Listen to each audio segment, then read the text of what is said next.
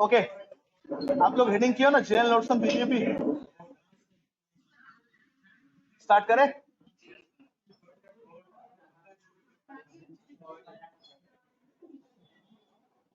Guys हम लोग का तो ये हो गया ना, क्या बोलते हैं,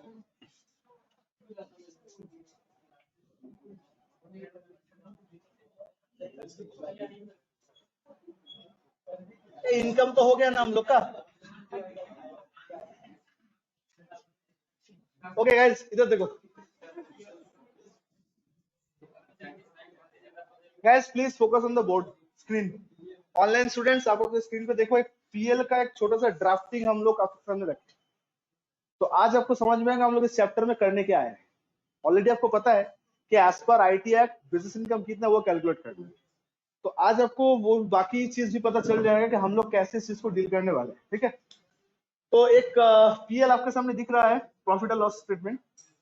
जीपी से स्टार्ट किए, 25 को हम हटा दिए, जीपी कितना हो रहा है, 4 लाख हो रहा है, और जितना सारा इंडायरेक्ट एक्सपेंस हम लोग लिख दिए, और नेट प्रॉफिट कितना आ रहा है, 2,45,000 आ रहा है। डन गाइस, एक सिंपल सा पीएल आपके सामने, ठीक है। तो पीएल का क्रेडिट साइड क्या होता है, हम लोग का इनकम का साइड होता है, और पीएल का डेबिट साइड हम लोग का एक्सपेंसेस या लॉसेस का साइड होता है। आप चीज को समझो प्लीज, हाँ आप अच्छे से आपको यहाँ पे देखना है ध्यान से, ओके। सर ये जो आपका नेट प्रॉफिट है, ये जो आप देख रहे हो नेट प्रॉफिट 2,45,000 आ रहा है, आपको नहीं लगता ये जो खर्चा लिखे इसका डायरेक्ट इंपैक्ट इसके अंदर है? राठौड़ साहब, ये जितना सारा खर्चा लिखे सबका इंपैक्ट इसके ऊपर आया ना। आज अगर ये डोनेशन को 10,000 रुपए अगर मैं हटा देता हूँ, चलो एक बार देख लेते हैं कि नेट प्रॉफिट के ऊपर क्या इंपैक्ट आता है। 10,000 दिख रहा है ना हम लोग का, एक बार देखो ना, एक बार देखो ना, हम ये डोनेशन लिखे 10,000, इसको मैं हटा दे रहा हूँ, अब प्रॉफिट देखो कितना हुआ, बढ़ गया ना। मतलब खर्चा साइड से कुछ भी हम लोग हटाएंगे तो मेरा सीधा इफेक्ट कहां पे आएगा, बढ़ जाएगा कम हो जाएगा। अगर खर्चा हटा दोगे तो बढ़ जाएगा, खर्चे को बढ़ाएगा तो कम हो जाएगा। मतलब नेट प्रॉफिट के ऊपर खर्चा का डायरेक्ट कनेक्शन है। साथ साथ है हम सब लोग, यस नो, ओके। अब थोड़ा उस साइड में चलते हैं, ठीक है। ये जो ग्रॉस प्रॉफिट हम लोग 4 लाख लिखे, आज अगर मैं इसको 4,50,000 अगर मैं कर देता हूँ, एक बार देखते क्या होता है, बढ़ गया ना सर। ऑब्वियस रीजन है बढ़ेगा, क्योंकि ये मेरा इनकम का साइड है, इसमें बढ़ाएंगे तो getting my point. PGP chapter आपको क्या सिखाएगा पता है, आपको सिखाएगा ये जो 2,95,000 आपका कैलकुलेशन आया ना, ये सही था कि गलत था, ये सही था कि गलत था। तो सही गलत मतलब आपने जो जो क्रेडिट साइड में लिखे हो, क्या वो एलिजिबल है क्रेडिट साइड का, या फिर आपने जो डेबिट साइड में लिखे हो क्या वो डेबिट साइड के एलिजिबल है, ये तय करना है। सर वंस मोर श्योर, आपने जो क्रेडिट साइड में लिखे हो क्या वो क्रेडिट साइड के लिए एलिजिबल है, या फिर आपने जो डेबिट साइड में लिखे हो वो डेबिट साइड के एलिजिबल है कि नहीं। मतलब हम लोग को दो ऑप्शन, हम लोग का टारगेट है कैलकुलेशन करना। क्या कैलकुलेट करना, business income. I repeat boys and girls, हम लोग का टारगेट है कैलकुलेट करना। क्या चीज कैलकुलेट करना, बिजनेस इनकम कैलकुलेट करना। तो इनकम का डेफिनेशन कुछ भी ले लो, सिंपल सा डेफिनेशन नहीं होता है, credit side minus debit side. PL का क्रेडिट साइड का टोटल माइनस डेबिट साइड का total is your income. Positive में आया तो प्रॉफिट है, माइनस में आया तो लॉस है। और कोई लॉजिक है? लाइफ को सिंपल रखो, सिंपल है ना इतना तक, कोई दिक्कत नहीं है। अब सर आप क्या बोलना चाह रहे हो, मैं ये बोलना चाह रहा हूं, आज अगर मैं खर्चे को हटा दूं, यहां से क्या करूं, खर्चे को हटा दूं, जैसे कि मैं हटा दिया था, ये जो डोनेशन का 10,000 है, अगर मैं इसको हटा देता हूं तो देखो प्रॉफिट मेरा बढ़ जाएगा। डन। और अगर इनकम जो 4.5 लाख है, अगर मैं इसको 4 लाख कर दूं, कम कर दूं, मतलब इनकम को अगर हटा दूं तो देखो प्रॉफिट मेरा कम हो गया। समझ रहे हो आप लोग? तो आपके पास दो ऑप्शन है ये इनकम को कैलकुलेट करने का। कैसे? पीएल को दोबारा डालो, रीड्राफ्टिंग बोलते हैं, और जब पीएल को दोबारा रीड्राफ्ट करोगे, अब वही सब खर्चे को लिखो जो एज पर पीजीपी अलाउड, अब वही सब इनकम को लिखो जो एज पर पीजीपी अलाउड। इसको बोलते हैं डायरेक्ट मेथड पीजीपी सॉल्व करने का, और दूसरा होता है इनडायरेक्ट मेथड। जहां पे हम लोग का टारगेट है इसको ठीक करना ना, हम लोग क्या टारगेट इसको ठीक करना। अब अपना प्लीज कॉमन सेंस अप्लाई करके करेक्ट आंसर देना। अगर मैं इसको ठीक करना चाहता हूँ, किसको, ये 2,55,000 को अगर मैं ठीक करना चाहता हूँ, तो आप एकदम सिंपल सा भाषा में एक बात बोलो, अगर मेरा खर्चा हट जाता है ये बढ़ जाता है कि कम हो जाता है? तो जो जो खर्चा आप लिखे हो अगर वो खर्चा अलाउड नहीं होता है तो हम लोग प्रॉफिट को क्या कर देना होगा, ऐड कर देना होगा। अब देख रहे हो यहाँ पे 10,000 लिखने से खर्चा क्या हो जा रहा है, प्रॉफिट क्या हो जा रहा है, कम हो जा रहा है। सर क्या बोल रहे हो आप? हाँ, 10,000 लिखने से मेरा खर्चा प्रॉफिट कम हो जा रहा है, तो क्या उल्टा बोल सकता हूँ, खर्चा हटाने से प्रॉफिट बढ़ जाएगा। तो अगर आपको ये दिखता है कि यहाँ पे खर्चा डिसअलाउड है, तो जितना डिसअलाउड है वो पीएल के साथ क्या कर देना होगा, ऐड कर देना। डन। और इस साइड में क्या होगा सर, इनकम होने पे बढ़ जाता है और इनकम कम करने से क्या हो जाएगा, कम हो जाएगा। तो अगर यहाँ पे कोई दूसरा हेड का income like other source, house property, ये सब इनकम अगर डाल दिए हो, वो तो इधर नहीं आना चाहिए ना, वो कहाँ आना चाहिए, अदर सोर्स या हाउस प्रॉपर्टी जाएगा, इससे हटाना पड़ेगा ना। जैसे ही हटा तो पीएल क्या हो जाएगा, कम हो जाएगा। तो यहाँ पे दो चीज आपको ढूंढना है, कौन कौन से खर्चा डिसअलाउड होगा और कौन कौन से इनकम डिसअलाउड होगा। सर वंस मोर, कौन कौन से खर्चा डिसअलाउड होगा एंड कौन कौन से इनकम डिसअलाउड होगा। खर्चा डिसअलाउड होगा तो ऐड होगा, इनकम डिसअलाउड होगा तो लेस होगा। एड लेस करने के बाद जो फाइनल फिगर आएगा that should be your profit as per IT. IT मतलब इनकम टैक्स। समझ में आ रहा है? तो थ्रू आउट द चैप्टर हम लोग यही सीखने वाले हैं कि कौन कौन से खर्चा अलाउड है, कौन कौन से इनकम। अच्छा खर्चा कौन कौन से अलाउड है ये तो सीखेंगे, इनकम तो पता कर लिए ना, कब किए, अभी तो ही कर रहे थे। वो जो 10 टू इनकम है वो क्या है, एज पर पीजीबी है। अगर वो 10 छोड़ के कोई अगर 11 नंबर इनकम आ रहा है, रह के हट जाएगा, हट जाएगा तो यहाँ से हटेगा मतलब प्रॉफिट बढ़ेगा, कम हो जाएगा, लेस हो जाएगा। और आज हम लोग सीखने वाले हैं कि कौन सा खर्चा हटेगा। तो खर्चा हटेगा तो क्या हो जाएगा, ऐड हो जाएगा। साथ साथ है हम लोग, तो हम लोग इनडायरेक्ट मेथड ही फॉलो करेंगे, डायरेक्ट मेथड फॉलो नहीं करेंगे, टाइम कंज्यूमिंग होता है। ऑनलाइन स्टूडेंट समझ में आया आप लोग को, yes no? To all my online students, is that clear to you? Address का सिलसिला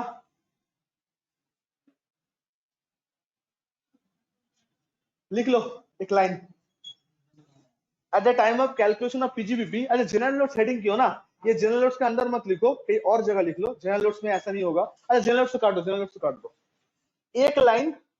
अच्छा एक बार ये दो ना, कैसे की कॉपी दो ना तुम्हारा।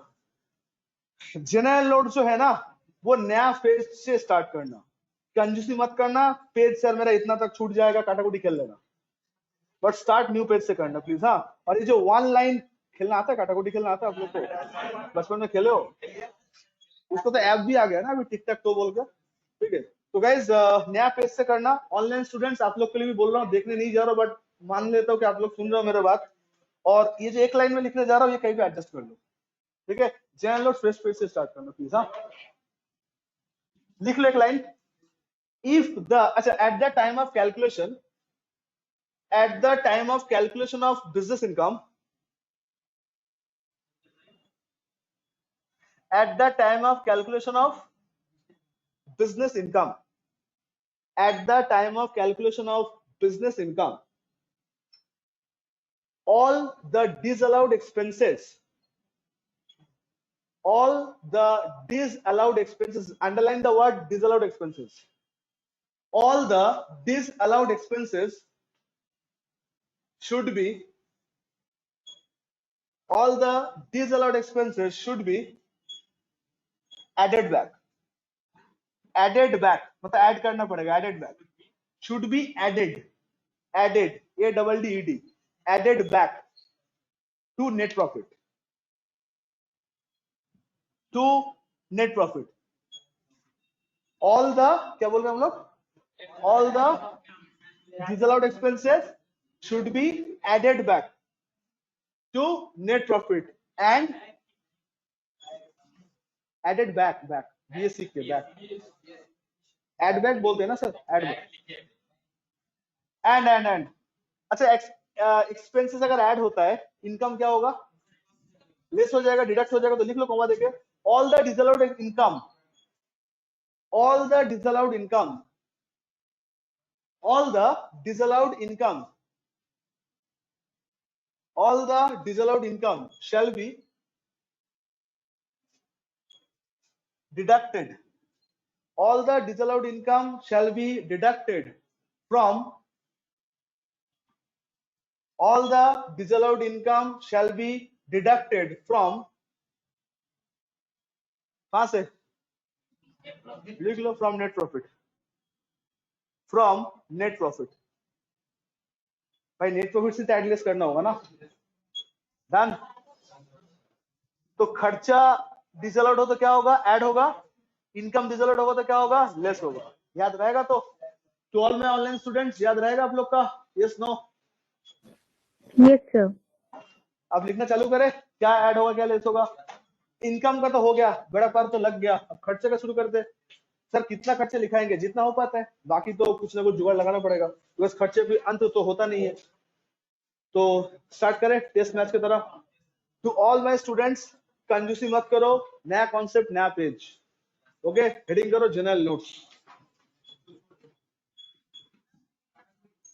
अगर कोई पेज बच जाता है, किसी का कोई पेज बच जा रहा है तो काटाकुटी खेल लेना मेरे साथ.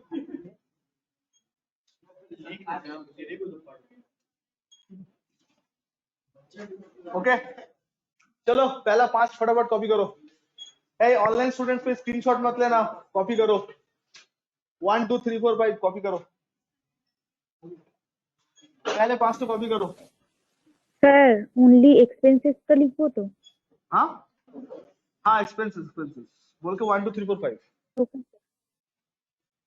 पहले 5 हम लोग 5 पढ़ के करके कर पढ़ेंगे. कितना है सर, लिखते रहते हैं ना, कहने कहीं तो खत्म होगा. एक्सपेंसेस.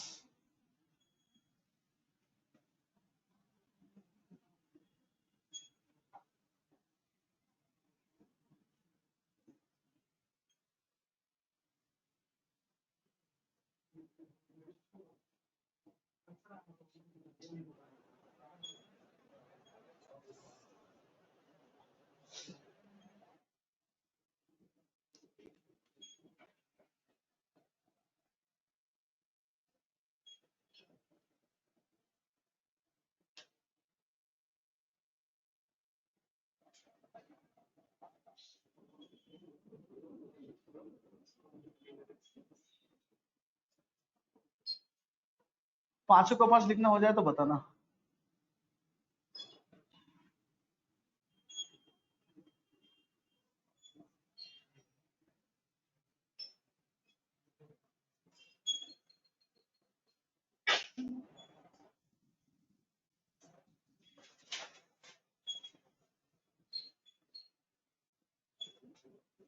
स्टार्ट करें.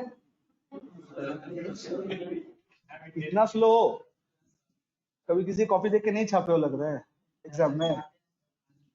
हाँ, जिसको देख के छापे हो कुछ लिखा ही नहीं होगा. तुम्हारा दोस्त होगा, कितना और पड़ेगा. हाँ नहीं दे देखे, अच्छे बच्चे हो.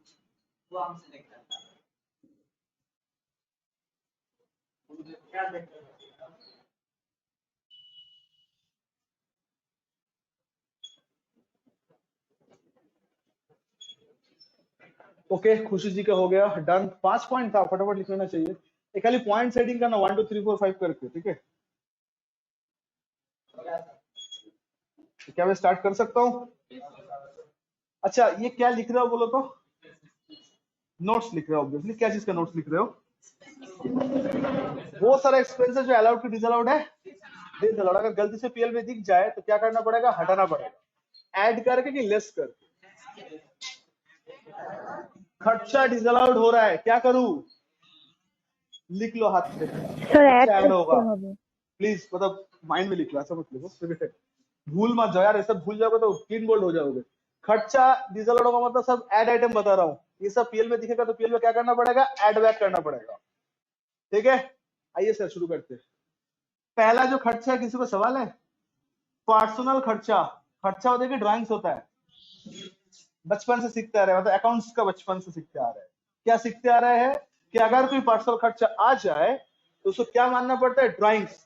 पप्पू ड्राइंग्स पीएल में आता है कि बैलेंस शीट में आता है. बैलेंस शीट में आता है. तो किसको लेस करते हैं, कैपिटल से लेस करके आ जाते हैं. तो हम लोग क्या करेंगे, ड्राइंग्स करेंगे. ठीक है, क्लियर है.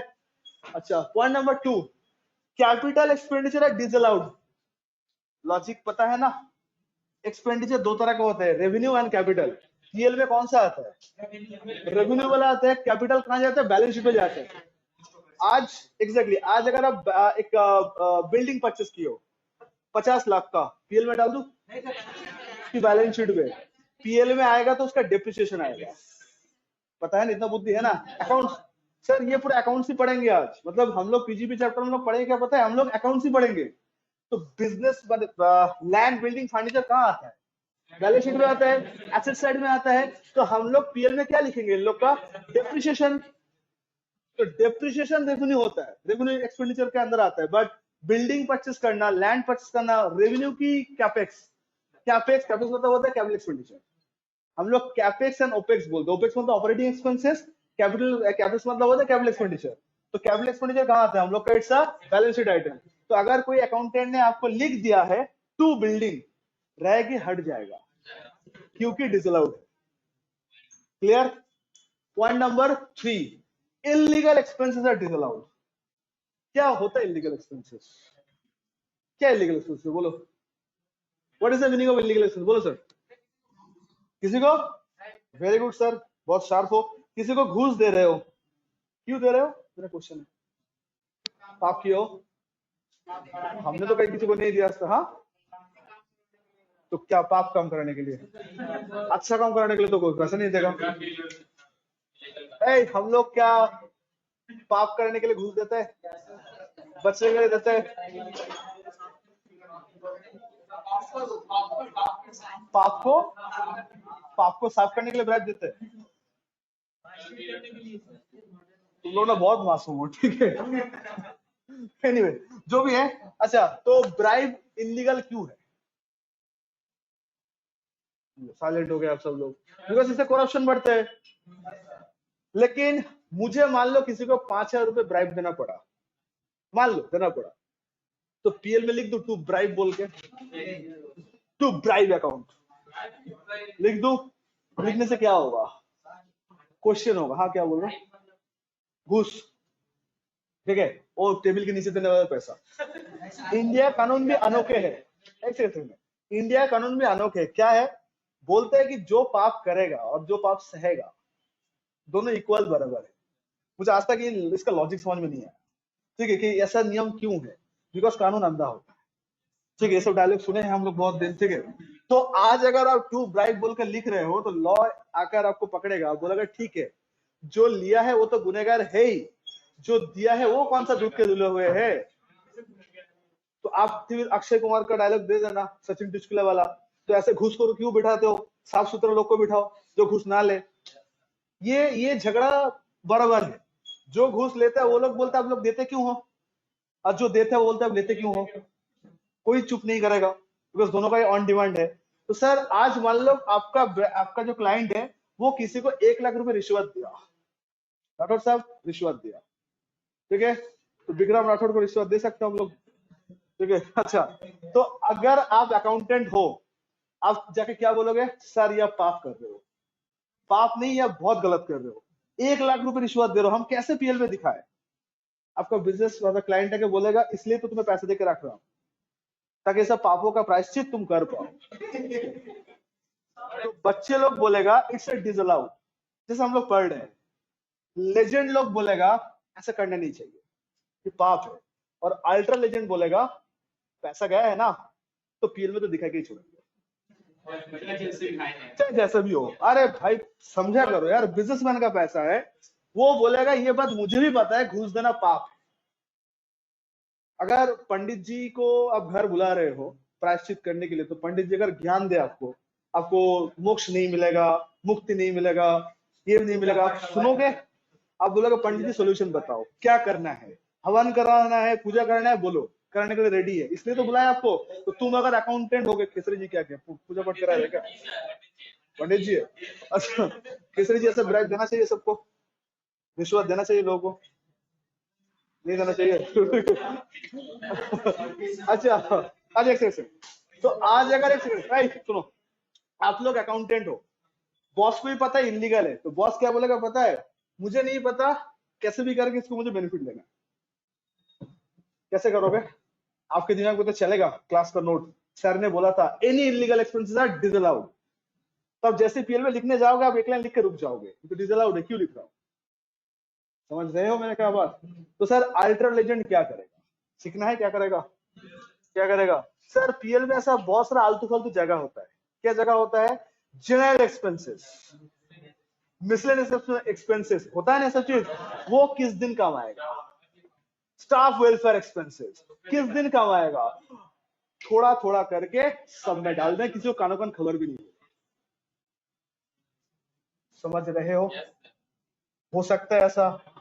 अब ऑडिटर अगर सिंघम निकला, वो आके बोलेगा ये जनरल एक्सपेंसेस क्या होता है, इससे कोई लॉजिक ही नहीं होता, मैं नहीं मानता।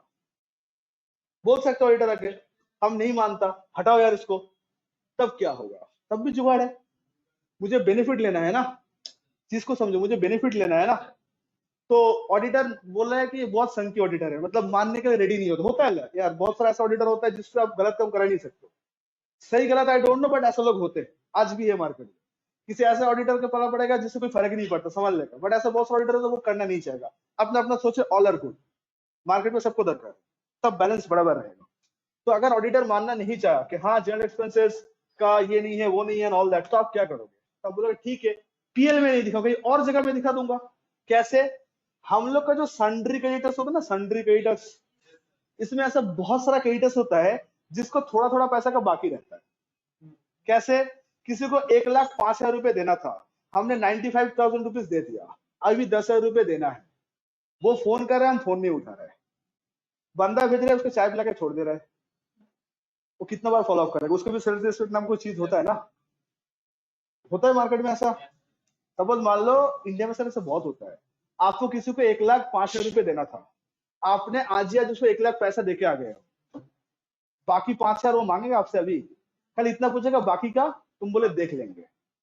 फिर जैसे ही फोन करेगा, पहले तुम फोन उठाओगे नहीं, दूसरा नंबर से फोन करेगा, ट्रू कॉलर में नाम से हो जाएगा, फिर भी नहीं उठाओगे। अगर जियो का नंबर से कॉल के लिए आप उठा लिए हो, फिर उठा के जब बात करेगा, आप बोलेगा यार 1,00,000 रुपए तो देके आए, मर जा रहे हो 5,000 के लिए। ऐसा डायलॉग सुने हो बोलते हुए? बिजनेस में जब आओगे ना, पूरा हालत खराब हो जाएगा, ऐसे लोग से हाँ मारते रहते हो, ठीक है सर 5,000 रुपए के लिए मर जा रहे हैं, हम भाग जा रहे हैं आपको पैसा लेके। तो ये सब सुनने के बाद सामने वाला क्या बोलेगा? ठीक है, जब मन करे दे देना, ठीक है। सेल्फ रिस्पेक्ट नाम की तो चीज होता है ना भाई, कितना फॉलो अप दे 5,000 के लिए। तो बिजनेस में ऐसा पैसा होता है। तो जब मेरा पैसा लोग ऐसा करके रहेगा, हम भी किसी का पैसा झुला के रखेंगे। मेरा भी तो एक पॉइंट, मेरा भी तो बनता है ना। तुम मेरा 5,000 पैसा रोक के रहोगे तो हम, मेरा भी दिल करेगा काश मैं भी ऐसा कर लेता। तो मेरे पास जब पैसा मांगना, हम भी ऐसे ही करेंगे, 2 दिन ऐसे करके रखेंगे। तो तब मैं चेक करूंगा मेरा सिंडिकेटर्स की लिस्ट में ऐसा कितना सारा पार्टी है जिसका ऐसा 2,000, 3,000, 4,000 रुपए पेंडिंग है। बहुत मिलेगा जिसका बैलेंस खाली कैरी फॉरवर्ड होता है। मिलते हैं मार्केट में जाकर चेक करोगे, मिलता ही है। तो अगर मैंने ऐसा किसी 1,00,000 रुपए किसी को दे दिया ऐसे ब्राइब के तौर पे, मैं उस सिंडिकेटर्स लिस्ट को निकालूंगा और निकाल के सबको कैश पेमेंट कर दूंगा। क्या एंट्री होगा? Party account debit to cash, party account debit to cash, ठीक है। अगर ऑडिटर फिर भी ज्यादा होशियारी दिखाया तो वेलकम मूवी का वो सीन याद आ जाएगा मेरा। वो नाना पटेकर बोलता ना, जा पूछ के आ, तो ठीक है। अब ऑडिटर पूछता है क्रेडिटर कौन है, किसको 3,000 रुपए दिए, तो हम बोले जा पूछ के आ। 3,000 रुपए पैसे नहीं किसी को, इसका तो ब्लड ग्रुप लेके रखो क्या? उसके बी पॉजिटिव ब्लड था, ओ नेगेटिव था। समझ रहे हो? इस लेवल पे दिमाग को आपको चलाना है, क्योंकि पैसा वेस्ट नहीं जाना है। क्लियर? तो पहले हम लोग जनरल एक्सपेंस से ठिकाना लगाएंगे, ऑडिटर मान गया तो ठीक है, नहीं आया तो मेरा जितना, अच्छा लाइबिलिटी मेरा कम हो जा रहा है, ये भी तो अच्छा बात है ना। आपका लाइबिलिटी कम हो जा रहा है, अच्छा बात ही खराब बात है। तो या तो पीएल में बेनिफिट लेंगे या तो लाइबिलिटीज कम कर देंगे। समझ रहे हो? तो बच्चे जैसे पढ़ना है, कैसे अल्ट्रा लेजेंड वाला दिमाग लगाना है क्या? तो इसके लिए आपको थोड़ा जिगर चाहिए, तो मार्केट में लोगों को कन्विंस करना होगा, और कन्विंस करने के टाइम पे आप अगर खुद फंबल कर रहे हो तो दिक्कत की बात है। तो अगर डर लगे तो माउंटेन ड्यू साथ में रखना, क्योंकि डर के आगे जीत है। एक बार ये सब चीज स्टैब्लिश कर लोगे, मार्केट में आप ही राजा, इसके बाद सारा चीज का आंसर है।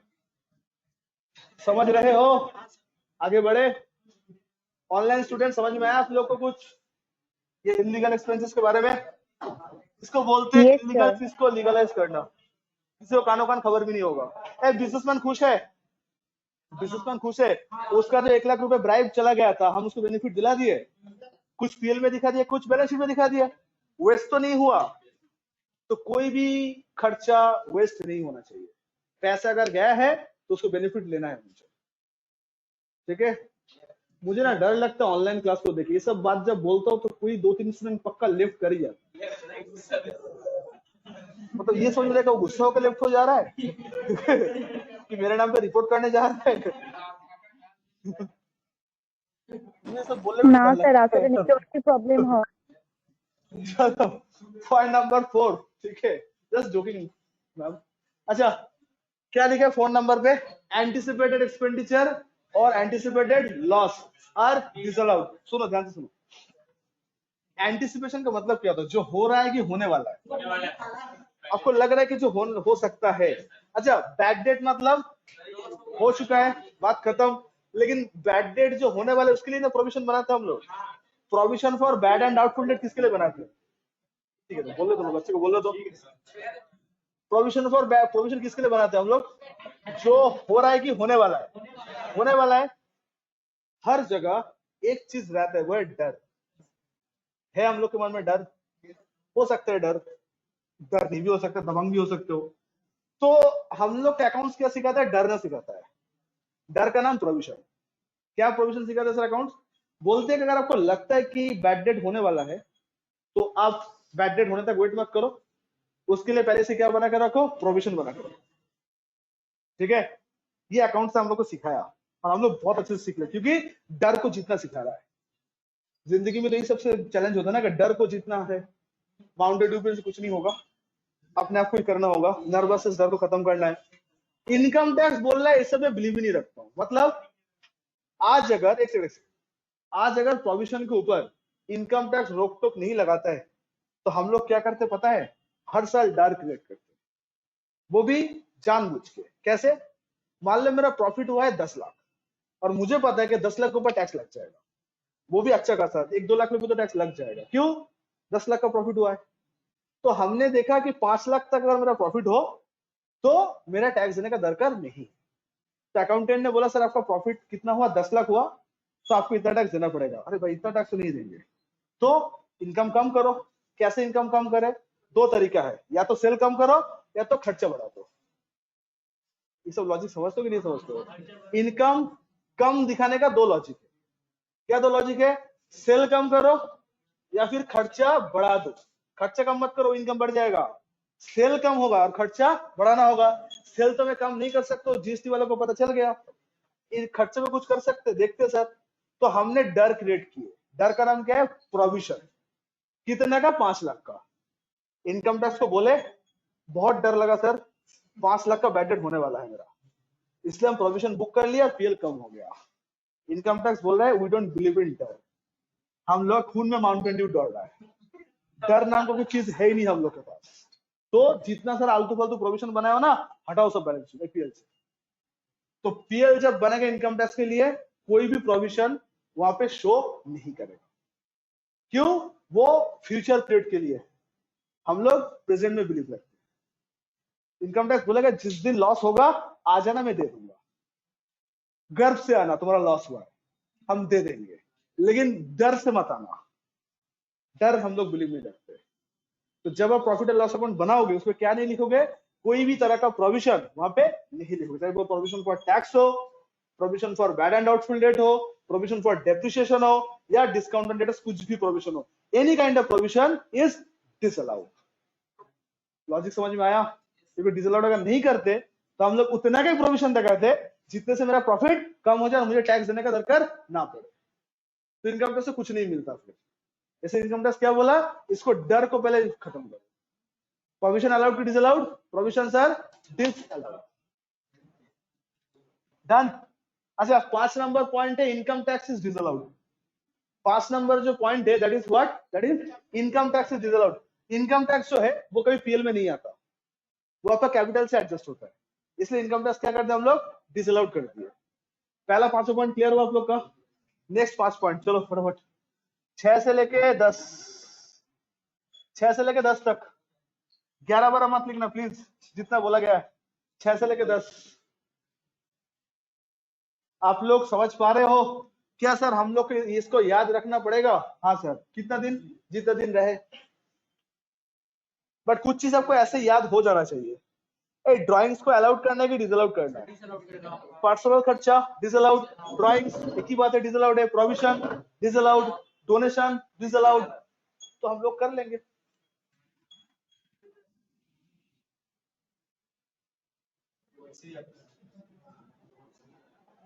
विशाल लिख रहे हो? क्या लिख रहे हो? लिख रहे हो? लिखो।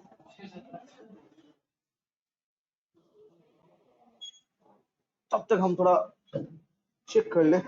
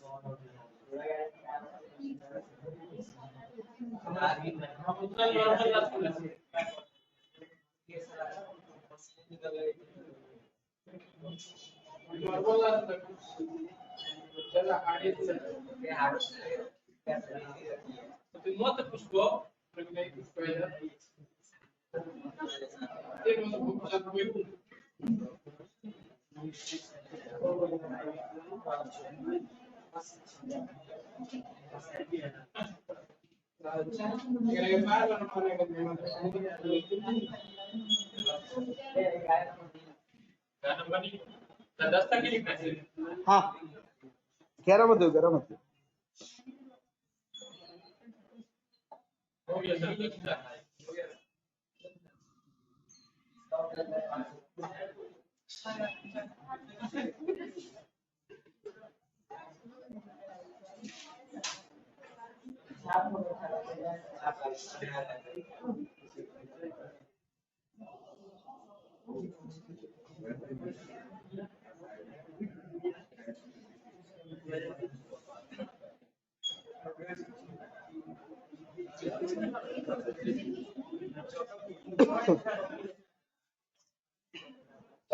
स्टार्ट करें?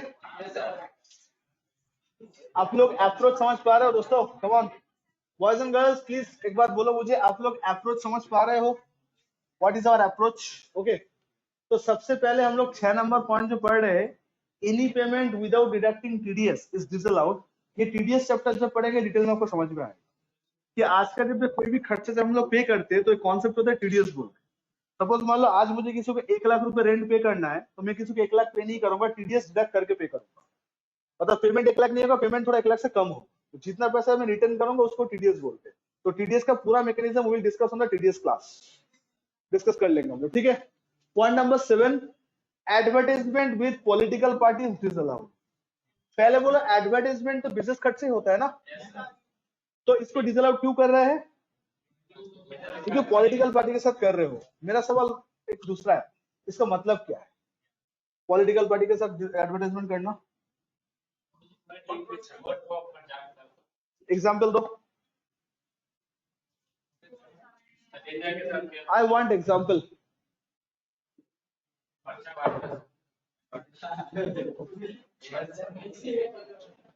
यस, पॉलिटिकल पार्टी के साथ एडवर्टाइजमेंट। बोलो, आप लोग कॉलेज में कभी पॉलिटिक्स में इंटरेस्ट नहीं किए थे? आप लोग कोई ऐसा बंदा हो जो कॉलेज पॉलिटिक्स में इंटरेस्टेड थे, झंडा वंडा पकड़े हो, मारपीट किए हो और जब किए हो कोई स्पॉन्सर मिला था आप लोग को?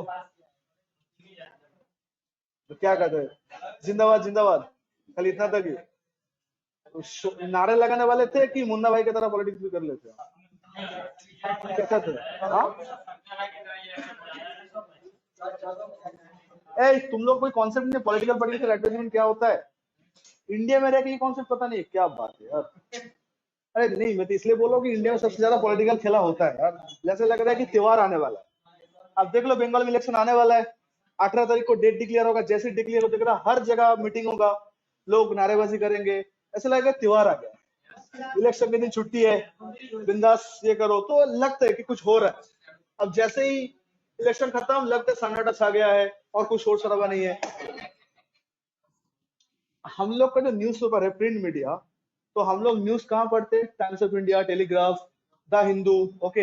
हिंदी का ले ले तो अब लोग दैनिक भास्कर, दैनिक जागरण, प्रभात सिंगारी, और क्या हम लोग का सनमार्ग, ठीक है, ये सब चीज एकदम पूरा। बंगाली का एबीपी है, ठीक है। तो गाइस गाइस गाइस, ये सब न्यूज़पेपर में एडवर्टाइजमेंट आते हैं। आप लोग को लिए जानकारी के लिए बोल दूं, हर एक political party, boys and girls please listen to me carefully, हर एक पॉलिटिकल पार्टी का खुद का न्यूज़पेपर आते हैं। अगर मैं बंगाल का बात करूं तो तृणमूल कांग्रेस का जागो बांग्ला बोल के एक बंगाली न्यूज़पेपर आता है। सीपीएम जो था गणशक्ति बोल के आता है। बीजेपी का वो नाम याद नहीं है अभी, बीजेपी का भी एक पेपर आते हैं, और तारीफ किसको बोलते हो पेपर पढ़ोगे तो समझ में आएगा, ठीक है। सेल्फी वही लोग लेता है और तारीफ वही लोग करते हैं। जो पॉलिटिकल पार्टी का पेपर होगा जबरदस्त तारीफ और दूसरों का बुराई, मतलब गॉसिप वहीं से स्टार्ट होता है, ठीक है। तो जो भी है, अगर उस सब न्यूज पेपर में आप अगर प्रोडक्ट का एडवर्टाइजमेंट देते हो, तो that was advertisement with kind of political party. IPhone जब हर साल नया प्रोडक्ट लॉन्च करता है, टाइम्स ऑफ इंडिया का 2 पेज पूरा ले लेता है अपना फोन के लिए। चेक कर लेना, हर जब भी नया फोन आता है, तो वो आईफोन 10 हो, 8 हो, 7 हो, व्हाटएवर जो भी हो, ले लेते हैं। तो आईफोन का भी ये सब पॉलिटिकल पार्टी के साथ नहीं जाएगा। तो ये होता है हम लोग का एक एग्जांपल, प्रिंट मीडिया में एडवर्टाइजमेंट विद पॉलिटिकल पार्टी। और क्या होता है, हर एक पॉलिटिकल पार्टी 5 साल में क्या किया कि इश्तेहार छापते हैं। जो लोग सत्ता में रहते हैं वो लोग छापते हैं कि हम लोग 5 साल क्या आप लोग को लाके दिए हैं, और जो लोग ऑपोजिशन में रहते हैं वो लोग को होता है कि ये लोग क्या नहीं किए और हम लोग क्या क्या कर सकते थे। तो ये जो बुकलेट पब्लिश जो होता है, उसको अंदर भी बहुत लोग एडवर्टाइजमेंट छापते हैं। तो ये भी एक तरह का एग्जाम्पल हो गया है एडवर्टाइजमेंट विद पॉलिटिकल पार्टी। समझ रहे हो? और क्या होता है, अगर डिजिटल मीडिया का बात करूं तो इंडिया का सबसे हार्श रियलिटी यही है, मुझे जो सबसे खराब लगता है, आज अगर आप जॉब करने जाओगे तो आपका सीवी देख के सबको पहले वही देखेगा कि आप कितना साल का एक्सपीरियंस हो, अब कितना साल का एक्सपीरियंस, इससे पहले कहाँ काम किए थे। जैसे ही बोलोगे फ्रेशर हो, तो भाई साहब मैडम का शक्ल ही चेंज हो जाता है, मतलब इसको तो काम सिखाना है, विशुदा को बहुत पता होगा, अभी झेल रहे हो तुम सब, ठीक है, इसको काम सिखाना होगा, काम उसको नहीं आता है, पैसा सीखने के लिए देना, वगैरह वगैरह। ऐसा लगता है कि वो 10 साल का एक्सपीरियंस लेके दुनिया में आए थे यार। ये क्यों की शादी को बहुत ही क्यों भूल जाते हैं लोग। आज जो एक्सपीरियंस कह रहे थे, एक दिन तो वही तो फ्रेशर था, तो अगर फ्रेशर को मौका ही नहीं दोगे तो एक्सपीरियंस कैसे बनेगा। खैर छोड़ो, वो तो अलग डिबेट है, ये सब डिबेट का तो कोई मतलब नहीं बनता प्रैक्टिकल लाइफ में, लोग नहीं मानते। लेकिन जब पॉलिटिकल पार्टी में इलेक्शन कैंडिडेट खड़े होते हैं, ये देखा नहीं जाता कौन, यहाँ पे क्रिकेटर भी खड़े हो जाता है, फिल्म स्टार भी खड़ा हो जाता है, और कोई सिंगर भी खड़ा हो जाता है। मतलब जिसका पॉलिटिक्स का एबीसीडी नहीं आता है वो मिनिस्टर बनने चला, वो देश चलाएगा। तो देश जो चलाएगा वो एक फ्रेशर हो सकता है, ऑफिस में फ्रेशर नॉट अलाउड। तो देश बड़ा है कि ऑफिस बड़ा है, I don't know, I really don't know. फिर कौन सा बड़ा हुआ? देश चलाने के लिए फ्रेशर अलाउड है, सबको ले लो, फिल्म स्टार अलाउड है, उसका फेस है ना, फेस वैल्यू के ऊपर है तो लोग वोट देगा। लेकिन ऑफिस में जाओगे, एक्सपीरियंस बताओ, इससे पहले कभी जीएसटी फाइल देखे हो? हाँ सर देखे, भी पिक्चर में, तो तुमसे जीएसटी नहीं होगा।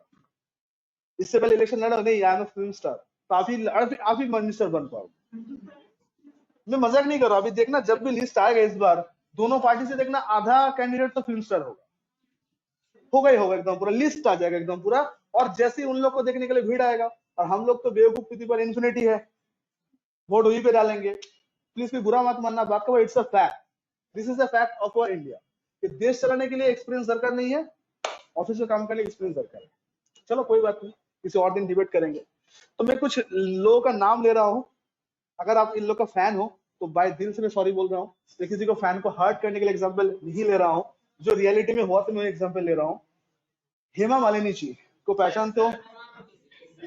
बसंती ऑफ बॉलीवुड, शोले मूवी से आइकॉनिक कैरेक्टर, ठीक है। तो हेमा मालिनी जी तो लगता है केंट का पूरा अपना कॉपीराइट ही लग के रखा है, केंट आरओ, शुद्ध पानी। बहुत सारा पानी का इतना वैरायटी होता है मुझे पता भी नहीं था, ठीक है, और उन लोग के हिसाब से पानी का वैरायटी पता हुआ, ठीक है।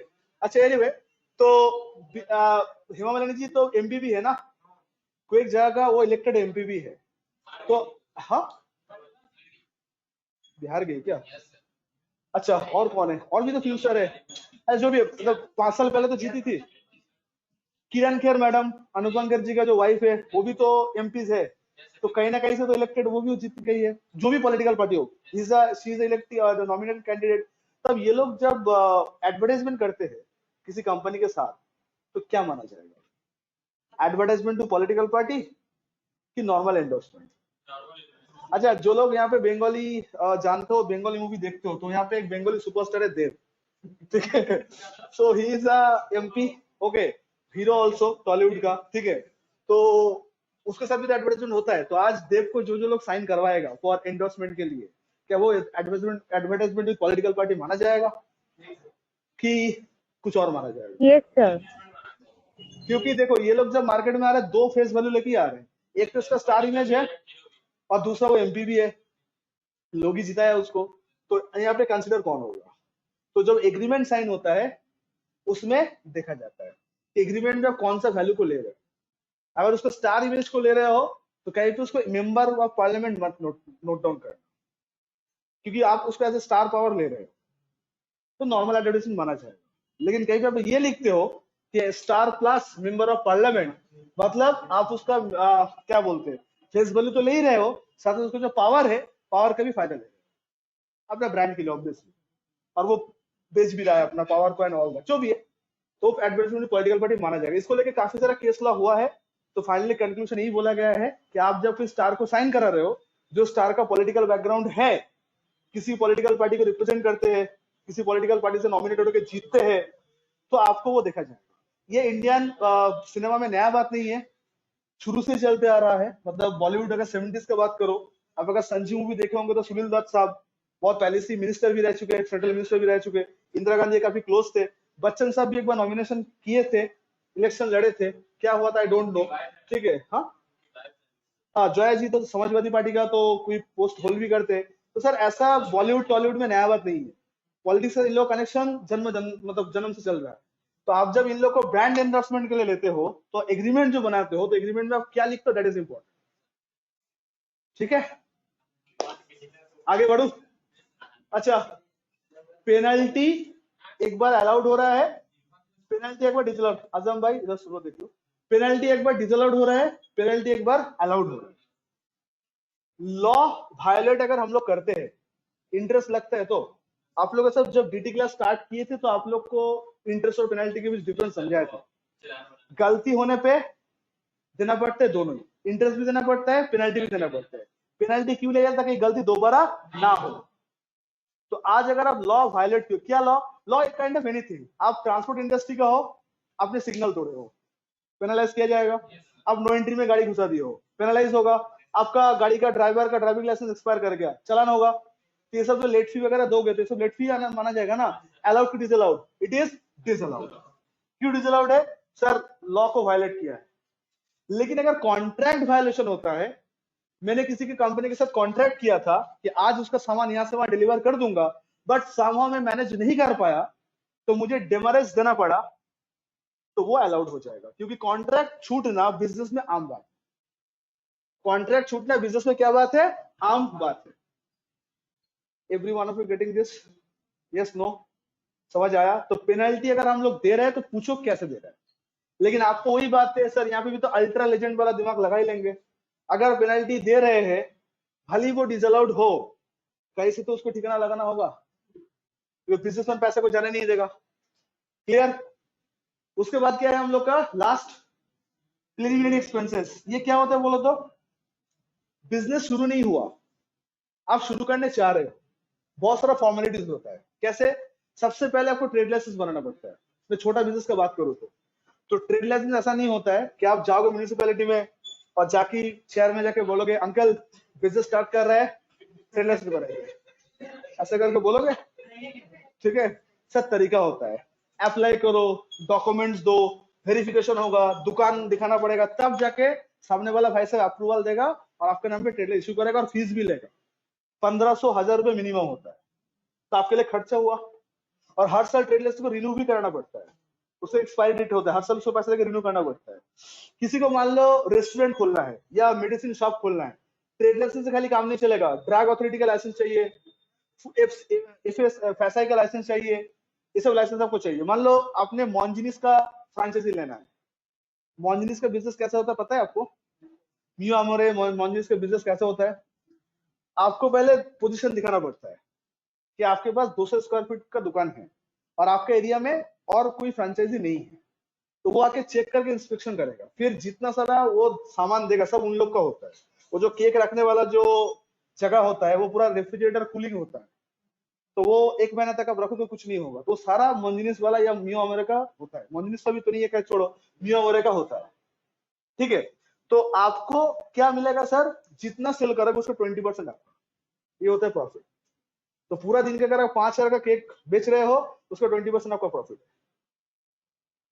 Getting my point? तो ये बिजनेस अगर मैं करने चाहूंगा तो मेरा पहले FSI लाइसेंस का दरकार होगा, ट्रेड लाइसेंस दरकार होगा, रेंट एग्रीमेंट बनाना पड़ेगा, GST लेना पड़ेगा। फ्री में होगा ऐसा कि पैसे लगेगा? तो ये जो पैसा होगा ये मेरा खर्चा हुआ ना, खर्चे में कहां दिखाता हूँ? PL में। सर PL तो तब आएगा जब बिजनेस स्टार्ट करूंगा। PL कब आएगा? जब बिजनेस स्टार्ट होगा, शुभारंभ होगा, लक्ष्मी जी का दर्शन होगा, तब जगह ना PL बनेगा। सर PL बने से पहले खर्चा आ गया। इस खर्चे को हम लोग क्या बोलते हैं? प्रिलिमिनरी एक्सपेंसेस, शुरुआत का जो खर्चा। और ये एक लौता खर्चा जो बैलेंस शीट में आता है, वो भी क्या बोल के? Fictitious asset. एक दिन बाकी था, एसेट है वो भी फिक्टिशियस, मतलब काल्पनिक। तो किस बात का एसेट है? अगर रियलिटी में है ही नहीं तो किस बात का एसेट है? सर नहीं, हम लोग इंडियन सिस्टम में चलता ही है, एसेट वो भी इमेजिनरी होता है ना। तो बैलेंस शीट में हम लोग पहले दिखा देते हैं, फिर जैसे PL बनाना स्टार्ट करते हैं फिर PL में डालना चालू करते हैं। इनकम टैक्स बोलते हैं पहले कैलकुलेट करके बताओ भाई खर्चा हुआ कितना बिजनेस स्टार्ट करने से पहले। तो आपने बोला सर 1 लाख का खर्चा हुआ, सारा डॉक्यूमेंटेशन, हाँ सर सारा डॉक्यूमेंटेशन है। बैलेंस शीट में पहले लिखो, क्या बोल के लिखोगे? प्रीलिमिनरी एक्सपेंसेस, एसेट साइड की लायबिलिटी साइड। एसेट साइड क्या एसेट है? Fictitious asset. हर साल आप थोड़ा थोड़ा करके या हौले हौले PL में चार्ज करो। कितना? जितना खर्चा होगा डिवाइड बाय 5। तो 1 लाख खर्चा हुआ तो डिवाइड बाय 5 मतलब 20,000। हर साल PL में कितना करके लिखना है? 20,000 करके लिखना। हर साल PL में कितना लिखना है आपको? 20,000 करके लिखना। समझ में आया? 2 लाख होता तो 40,000 करके लिखेंगे। Getting my point? तो बैलेंस शीट में जो प्रीलिमिनरी एक्सपेंसेस रहते हैं क्या वो PL में आता है? हाँ सर आएगा। 1 बार में कि 5 बार में? 5 बार में आएगा। हो गया लिखना? तो ये था हम लोग का आज का एक्सपेंसेस का लिस्ट। समझ रहे हो? हम नेक्स्ट क्लास डेट तो सम्स बनाएंगे ताकि हम लोग को समझ में आएगा इसको यूज कैसे करते हैं। ओके, तो नोट्स लिख लियो सारा पूरा। तो ऑल में ऑनलाइन स्टूडेंट्स आप लोग नोट डाउन कर लिए सारा नोट्स? तो रख लीजिए नोट डाउन करके, हम लोग सम्स बनाएंगे नेक्स्ट क्लास, ठीक है? सर